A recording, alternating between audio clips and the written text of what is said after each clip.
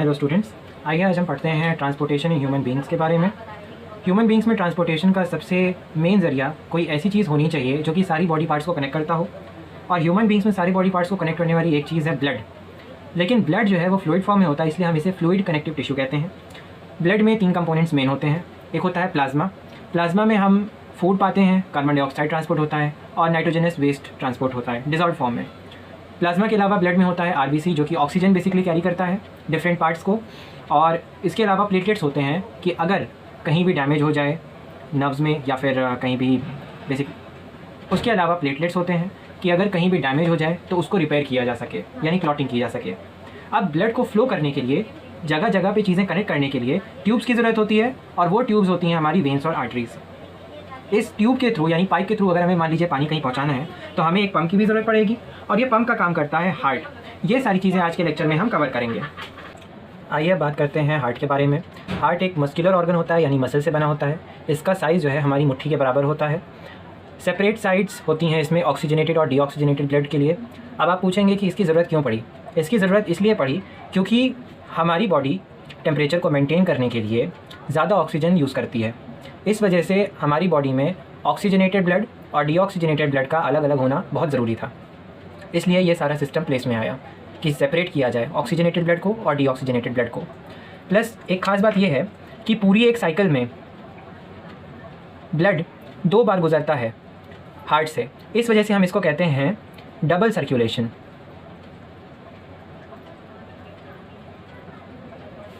इसमें अब आइए समझ लेते हैं कि सर्कुलेशन कैसे होता है। ये ऊपर का हिस्सा है जिसे हम एट्रियम कहते हैं,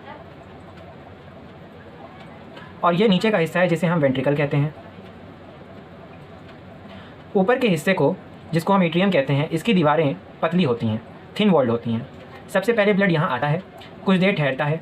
जब ब्लड यहाँ पे आता है और ये भर रहा होता है इसके अंदर, तो इसकी दीवारें रिलैक्स कर रही होती हैं ताकि ब्लड उसमें आराम से भर जाए। ठीक उसी तरह जिस तरह जब आप बलून में पानी भरते हैं तो वो धीरे धीरे रिलैक्स करके और फूल रहा होता है।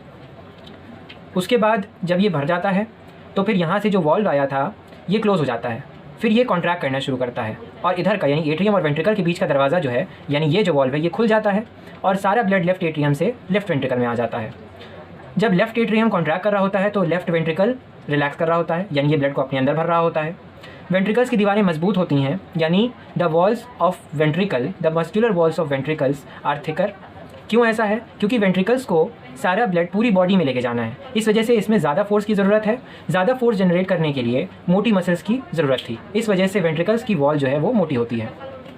इसमें एक चीज़ समझने की ये है कि लेफ़्ट साइड जो होता है वो हमेशा प्योर ब्लड कैरी करता है, यानी कि ऑक्सीजनेटेड ब्लड, और राइट साइड जो है वो हमेशा इम्प्योर ब्लड कैरी करता है, यानी deoxygenated blood. Right pure blood यानी ऑक्सीजनेटेड ब्लड, जाहिर सी बात है कि लंग्स में वो ऑक्सीजन भरा जाता है तो वो लंग्स से आ रहा होगा। ब्लड सबसे पहले आता है लेफ्ट एट्रियम में, उसके बाद जाता है लेफ्ट वेंट्रिकल में। ये प्योर ब्लड है जिसको पूरी बॉडी में जाना है, तो यहाँ से ये चला जाता है सीधे बॉडी में। अब बॉडी में यूज़ होने के बाद इसका प्रेशर काफ़ी कम हो गया है कि ये लंग्स तक जा सके, इसलिए पहले इसमें प्रेशर इंक्रीज़ करना ज़रूरी है। इसलिए ये बॉडी से सीधा जाता है फिर राइट एट्रियम में कलेक्ट होकर। राइट एट्रियम से फिर जाता है राइट वेंट्रिकल में। राइट वेंट्रिकल से फिर यही इम्प्योर ब्लड जिसमें अब प्रेशर आ गया है, अब ये चला जाता है लंग्स में। लंग्स में जाने के बाद ये वहाँ पे ऑक्सीजन इसमें लोड होती है, और ऑक्सीजन लोड होने के बाद फिर ये चला आता है लेफ्ट एट्रियम में, और यही साइकिल कंटिन्यू होती रहती है। एक पूरी साइकिल में ब्लड 2 बार गुजरता है हार्ट से, इसलिए सर्कुलेशन कहते हैं। आइए अब समझते हैं कोल्ड ब्लडेड एनिमल्स के बारे में।